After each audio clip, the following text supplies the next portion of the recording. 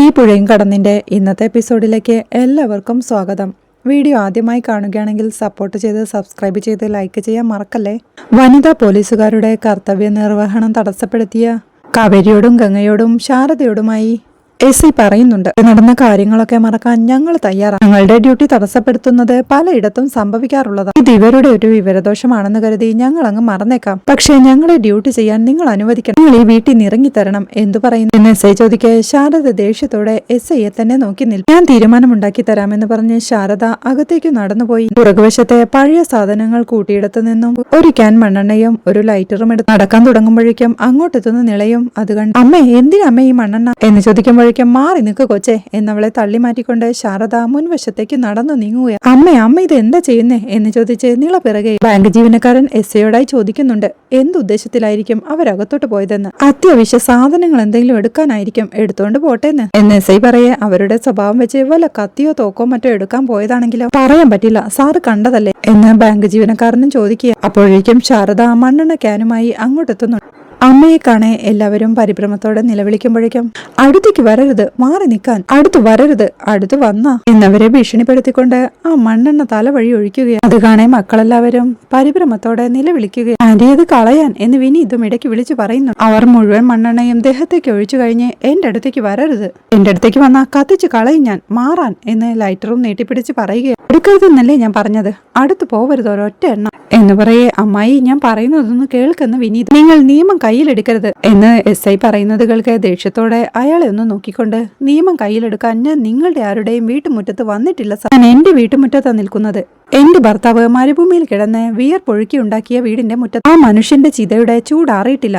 അങ്ങേരുടെ കണ്ണീരും വിയർപ്പുമൊക്കെ കൂട്ടിക്കുഴച്ചുണ്ടാക്കിയ കല്ലും മണ്ണും കൊണ്ടാ ഈ വീടുണ്ടാക്കിയത്. ബാങ്കിന്റെ ലോണിലാ വീടെന്ന് നിങ്ങൾ പറയുമ്പോഴാ ഞങ്ങൾ അറിയുന്നത്. അടയ്ക്കാൻ ഇത്തിരി സാവകാശം വേണമെന്ന് നിങ്ങളോട് ഞാൻ ചോദിച്ചപ്പോ അത് തരാൻ നിങ്ങൾക്ക് മനസ്സില്ല. അതിന് പകരം ഞങ്ങൾ ഇറങ്ങിത്തരണം. തെരുവിലെ പട്ടിണി കിടന്ന് ചാകണമല്ലേ, അതിന് പോലീസും പട്ടാളവും എല്ലാം കൂട്ട് എന്ന് ശാരദ അലറി വിളിക്കുമ്പോഴേക്കും, നിക്ക്, നമുക്ക് സംസാരിക്കാമെന്ന് പോലീസ്. ഇനി സംസാരമൊന്നുമില്ല സാർ, ശാരദ ഈ മണ്ണിൽ നിറങ്ങില്ലെന്ന് തീരുമാനിച്ചുറപ്പിച്ചതാ. ഇറങ്ങണമെന്ന് നിങ്ങൾക്ക് നിർബന്ധമാണെങ്കിൽ അത് ശാരദയുടെ ശവമായിരിക്കും. എന്താ ഒന്ന് ശ്രമിച്ചു നോക്കുന്നുണ്ടോ നിങ്ങൾ എന്ന് വെല്ലുവിളിയോടെ ചോദിച്ച് ലൈറ്റർ ഓൺ ചെയ്യുകയാ. അപ്പോഴേക്കും ജയപാലൻ അങ്ങോട്ടെത്തി. എന്താ ഇവിടെ എന്ന് ചോദിക്കുക. സങ്കടത്തോടെ കരഞ്ഞ്, അങ്കിളെ ഞങ്ങളെ വീട്ടിൽ നിന്ന് ഇറക്കി വിടാൻ പോവുക എന്ന് യമുന കരച്ചിലോടെ പറയുന്നുണ്ട്. ആരിറക്കി വിടുമെന്ന് ഒരാളും ഇറക്കി വിടത്തില്ല. ഈ ജയപാലൻ അങ്കിൾ ഉള്ളപ്പോഴേ ഒരുത്തനും ഇറക്കി വിടത്തില്ല. ഇവിടുന്ന് ആരാടാ ആണുങ്ങളില്ലാത്ത വീട്ടിൽ കയറി പ്രശ്നമുണ്ടാക്കുന്നേ? ഇവിടെ ചോദിക്കാനും പറയാനും ആരുമില്ലെന്ന് വിചാരിച്ചോ? ഇവിടെ ഈ ജയപാലന്റെ സ്വന്തം പെങ്ങളും കുടുംബവുമാ ഇവിടെയുള്ളത്. പോലീസായാലും പട്ടാളമായാലും ശരി, മുട്ടാപ്പോകും കൊണ്ട് വന്നാലുണ്ടല്ലോ ഒരുത്തനും ഈ മുട്ടുകൊണ്ട് പോകത്തില്ല ഇവിടുന്ന് എന്ന് ജയപാലൻ ഭീഷണിപ്പെടുത്തുമ്പോഴേക്കും, സാർ അത് എന്നൊരു ബാങ്ക് ഉദ്യോഗസ്ഥനും പറയടോ, താൻ ആദ്യം ഇവിടെ നടന്നതിന് സമാധാനം പറയടോ എന്ന് ബാങ്ക് ജീവനക്കാരനോടായി പറഞ്ഞ്, എന്തോ നാടോ ഇത്, ഈ യൂണിഫോം ഇട്ടോണ്ട് ഇതിനൊക്കെ ഒത്താശ ചെയ്യാൻ നാണമില്ലല്ലോ സാർ. നാഥനില്ലാതായി പോയവരുടെ കുടുംബത്തിനും സ്വത്തിനുമൊക്കെ സംരക്ഷണം കൊടുക്കേണ്ടവരല്ലേ സാറേ ഈ കാക്കിയിട്ടവരൊക്കെ എന്ന് ജയപാലൻ ചോദിക്കേ. സാറേ ഞാൻ പറയുന്നതൊന്ന് കേൾക്ക് എന്ന് സാറ് പറയുന്നതൊക്കെ ഞാൻ കേൾക്കാം, കേട്ടോ, അവിടെ നില്ല്, അത് ഞാൻ എന്റെ പെങ്ങളോട് സംസാരിക്കട്ടെ എന്ന് പറഞ്ഞ് ജയപാലൻ ശാരദയുടെ അടുത്തേക്ക് ചെന്ന്, എന്താ ശാരദ ഇതൊക്കെ എന്തുവാന്ന്? അരവിന്ദനെ മരിച്ചുപോയുള്ളൂ. ഈ ജയപാലൻ ഇവിടെ തന്നെയുണ്ട് ജീവനോടെ. ശാരദയുടെയോ മക്കളുടെയോ രോമത്തിന് കേടുപാട് പറ്റിയ അരവിന്ദനോട് സമാധാനം പറയേണ്ടതേ ഈ ഞാൻ. അവൻ ഗൾഫിലായാലും അതല്ല ഈ ഭൂമി തന്നെ അവൻ ഇല്ലെങ്കിൽ അവന് പകരെ ഇപ്പൊ ഞാനാ ഇല്ലാതായിരുന്നെങ്കിലോ? അവൻ എന്റെ കുടുംബത്തെ എങ്ങനെ നോക്കുമായിരുന്നോ അതുപോലെയാ ഞാനും നോക്കുന്നു. അത് ഞങ്ങൾക്കിടയിലുള്ള ഒരു വാക്കാ, കേട്ടോ. നിങ്ങളെ ആരെയും അരവിന്ദൻ ഉണ്ടാക്കിയ ഈ വീട്ടിൽ നിന്ന് ആരും ഇറക്കി വിടാൻ പോകുന്നില്ല. ഞാനാ പറയുന്നേ, ഇങ്ങെടുക്ക്, ആ ലൈറ്റർ ഇവിടെ തരാൻ, ഇങ്ങോട്ട് തരാനെന്ന് പറഞ്ഞ ജയപാലൻ അത് ശാരദയുടെ കയ്യിൽ നിന്ന് പിടിച്ചു പറിച്ചെറിയുക.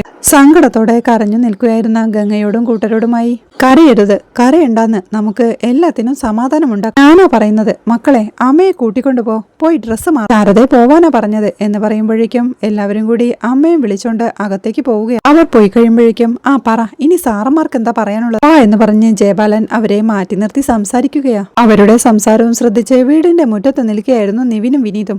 അങ്കിൾ എന്തായിരിക്കും അവരോട് സംസാരിച്ചോണ്ടിരിക്കുന്നേ എന്ന് വിനീത് ചോദിക്കുക. അങ്കിള് പ്രോബ്ലത്തിനൊരു സൊല്യൂഷൻ കാണും, അങ്കിള് പറയുന്നതിനപ്പുറം പോവില്ല പോലീസുകാരും ബാങ്ക് ജീവനക്കാരും എന്ന് നിവിനും പറയുക. എപ്പോഴേക്കും ഫ്രഷ് ആയി കഴിഞ്ഞ ശാരദയും മക്കളും സിറ്റ് ഔട്ടിലേക്ക് എത്തുന്നുണ്ട്. ഈ കാണേ ജയപാലനും പോലീസുകാരോടും കൂട്ടരോടുമായി, നിങ്ങൾ ഇവിടെ നിൽക്ക്, ബാക്കി ഞാൻ വന്നിട്ട് സംസാരിക്കാമെന്ന് പറഞ്ഞ് ശാരദയുടെ അടുത്തേക്ക് ചെല്ലുകയാ. ശാരദയോടായി ജയപാലൻ, ശാരദേ, ഈ ബാങ്കുകാർ പറയുന്നതിലും കാര്യമുണ്ടേ. 8 മാസമായി നമ്മൾ ലോൺ അടച്ചിട്ടില്ല എന്നുള്ള കാര്യവും സത്യമാ. അതിന് ചില കാരണങ്ങളും ഉണ്ടായിരുന്നു.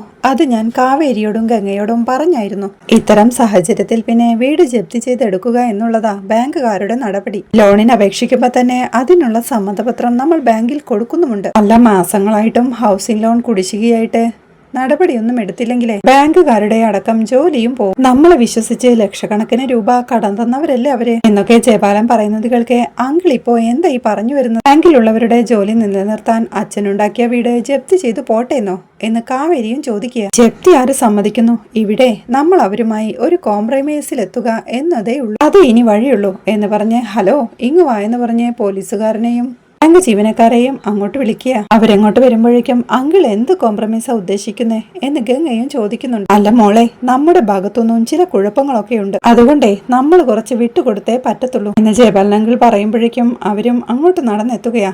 അപ്പോഴേക്കും ജയപാലൻ 2 കൂട്ടരോടുമായി പറയുന്നുണ്ട്, ഇനി ഞാനൊരു തീരുമാനം പറയാം, അത് 2 കൂട്ടരും അനുസരിക്കണം കേട്ടല്ലോ എന്ന് പറഞ്ഞ് ബാങ്ക് ജീവനക്കാരോടായി, നിങ്ങൾ പറയുന്നത് പോലെ ജപ്തി ചെയ്ത് എന്റെ പെങ്ങളെയും കൂട്ടരെയും ഇവിടെ നിന്ന് ഇറക്കി വിടാനൊന്നും പറ്റത്തില്ല. പിന്നെ പോലീസിന്റെ ഡ്യൂട്ടി തടസ്സപ്പെടുത്തിയെന്ന് പറഞ്ഞ് കുട്ടികൾക്കെതിരെ കേസ് കൊടുക്കാനും ഞാൻ സമ്മതിക്കില്ല. കുട്ടികൾ എന്തെങ്കിലും ചെയ്തിട്ടുണ്ടെങ്കിൽ അതിന്റെ കാരണക്കാരെ നിങ്ങൾ തന്നെയാണ് എന്ന് ജയപാലൻ പറയേ, സാറ് പറഞ്ഞ പിന്നെ അത് തന്നെയാണ് തീരുമാനം, കേസ് എടുക്കുന്നില്ലെന്ന് SIയും. അപ്പോഴേക്കും ജയപാലനും ഇനി ഞങ്ങളുടെ ഭാഗത്തു നിന്നുള്ള തീരുമാനം പറയാം. ലോണിന് 8 മാസത്തെ കുടിശ്ശികയുണ്ടെന്നതിൽ ഒരു തർക്കവുമില്ല. ഈ കുടിശ്ശിക പലിശയടക്കം തിരിച്ചടയ്ക്കുന്നതുവരെ ശാരദയും മക്കളും ഈ വീട്ടിൽ കയറത്തില്ല, പോരെ എന്ന് ജയപാലൻ പറയുന്നത് കേൾക്കെ ശാരദയും മക്കളും ഒരു ഞെട്ടലോടെ നോക്കി നിൽപ്പാം. ഇത് ഞാനായിട്ടുണ്ടാക്കിയ ഒരു കോംപ്രമൈസാ. പെങ്ങളും പിള്ളേരും പണവും പലിശയുമായി വരുന്ന നിമിഷം ഈ വീടങ്ങ് വിട്ടുകൊടുത്തേക്കണം കേട്ടല്ലോ എന്ന് ജയപാലൻ പറയേ, ഓക്കെ സാർ എന്ന് ബാങ്ക് ജീവനക്കാരനും. ശാരദയും സങ്കടത്തോടെ, ജയപാലേട്ടാ വീട്ടിൽ നിന്ന് ഇറങ്ങണമെന്ന് പറഞ്ഞ എന്ന് ചോദിക്കേ, ശാരദേ, ഒരു കോംപ്രമൈസ് ആവുമ്പോഴേ നമ്മുടെ ഭാഗത്തു നിന്നും ചില വിട്ടുവീഴ്ചകളൊക്കെ ഉണ്ടാവണം. നമ്മുടെ ഭാഗത്തും തെറ്റുകളൊക്കെ ഉണ്ട്. വീട് നമ്മൾ വിട്ടുകൊടുക്കുന്നില്ല, കൊടുക്കാനുള്ള പണം കൊടുത്ത് തിരിച്ചെടുക്കുന്നു, മാന്യമായൊരു ഡീലിംഗ് എന്ന് ശാരദയോടെ പറഞ്ഞ്, അല്ല എല്ലാരും ഓക്കെ അല്ലെന്ന് ചോദിക്കുന്നുണ്ട്.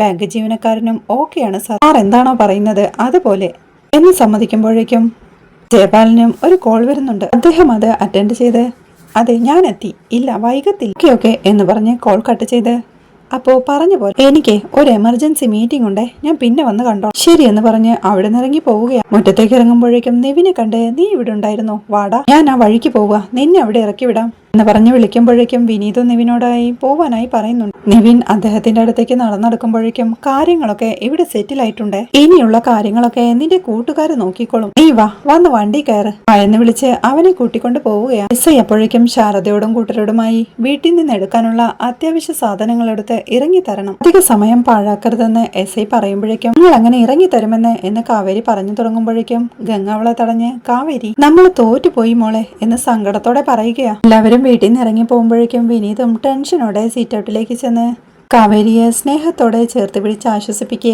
ശാരദയും സങ്കടത്തോടെ കണ്ണു നിറഞ്ഞ് അവനെ തന്നെ നോക്കി നിൽപ്പ. പൊട്ടിക്കരഞ്ഞുകൊണ്ടിരിക്കുന്ന അമ്മയെ ചേർത്ത് പിടിച്ച് ഗംഗയും കൂട്ടരും സാധനങ്ങൾ എടുക്കാനായി അകത്തോട്ട് കയറി പോവുകയാണ്. അപ്പോഴേക്കും ജയപാലനും നിവിനെ അവന്റെ വീടിനരികിൽ ഇറക്കി വിടുകയാണ്. പിന്നീട് ബാഗെല്ലാം എടുത്ത് വിനീത് അമ്മായിയെയും മക്കളെയും കൂട്ടിക്കൊണ്ട് ഡൈനിങ് ഹാളിലേക്ക് എത്തുകയാണ്. ശാരദ ഒരു നിമിഷം അവിടെ ഫ്രെയിം ചെയ്തു വെച്ച അരവിന്ദേട്ടന്റെ ഫോട്ടോയിലേക്ക് നോക്കി അതിനടുത്തേക്ക് ചെന്ന് സങ്കടത്തോടെ ആ ഫോട്ടോ എടുത്ത് കരഞ്ഞ് തന്റെ നെഞ്ചിലേക്ക് ചേർത്ത് വെച്ച് കരയുമ്പോഴേക്കും സങ്കടം സഹിക്കാനാവാതെ പൊട്ടിക്കരഞ്ഞു നിൽക്കുകയാണ് ഗംഗയും കാവേരിയും യമുനയുമെല്ലാം. അവർ സാധനങ്ങളെല്ലാമായി സിറ്റ് ഔട്ടിലേക്ക് ഇറങ്ങുമ്പോഴേക്കും പോലീസുകാർ വന്ന് വീട് ലോക്ക് ചെയ്ത് ജപ്തി നോട്ടീസ് പതിച്ച് സീൽ ചെയ്യുകയാണ്. അവരുടെ ഡ്യൂട്ടി തീർത്ത് അവരിറങ്ങിപ്പോവേ ശാരദയും ടെൻഷനോടെ അവിടെ തന്നെ നിൽപ്പാം. പിന്നീട് സമയം ഉച്ചയായിട്ടും ശാരദയും മക്കളും സ്നേഹതീരത്തിന്റെ സിറ്റ് ഔട്ടിൽ തന്നെ സങ്കടത്തോടെ ഇരിക്കുന്നുണ്ട്. കൂടെ വിനീതുമുണ്ട്. സങ്കടത്തോടെ കരയുന്ന നിളയെ ചേർത്ത് പിടിച്ച്, ഇനി നമ്മൾ എങ്ങോട്ട് പോകും അമ്മേ എന്ന് യമുനയും പൊട്ടിക്കരഞ്ഞുകൊണ്ട് ചോദിക്കുക.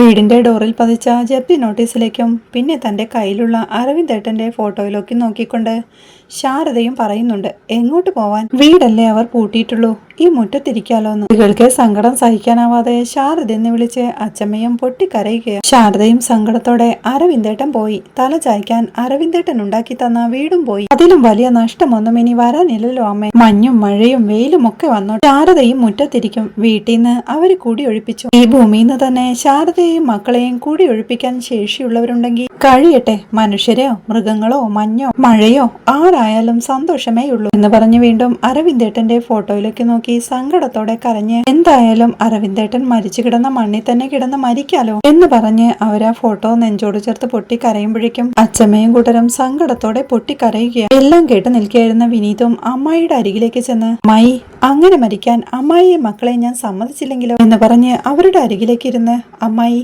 ചെറുതാണെങ്കിലും ഒരു വീടുണ്ട് എനിക്ക്. ഈ ഭൂമിയിൽ ഉള്ളിടത്തോളം കാലം തെരുവിലോ മുറ്റത്തോ ഉറങ്ങാൻ നിങ്ങളെ ആരെയും വിട്ടുകൊടുക്കില്ല ഈ വിനീത് എന്നവൻ പറയുന്നത് കേൾക്ക് ടെൻഷനോടെ നിൽക്കുന്ന ഗംഗയെ കാണിക്കുന്നിടത്താണ് ഇന്നത്തെ എപ്പിസോഡ് അവസാനിക്കുന്നത്. വിനീത് അമ്മായിയെയും മക്കളെയും തന്റെ വീട്ടിലേക്ക് വിളിച്ചു കൊണ്ടുപോകുന്നതാണ് അടുത്ത ആഴ്ചയിലെ വിശേഷങ്ങൾ. വീഡിയോ ഇഷ്ടമായാൽ സപ്പോർട്ട് ചെയ്ത് സബ്സ്ക്രൈബ് ചെയ്ത് ലൈക്ക് ചെയ്യാൻ മറക്കല്ലേ.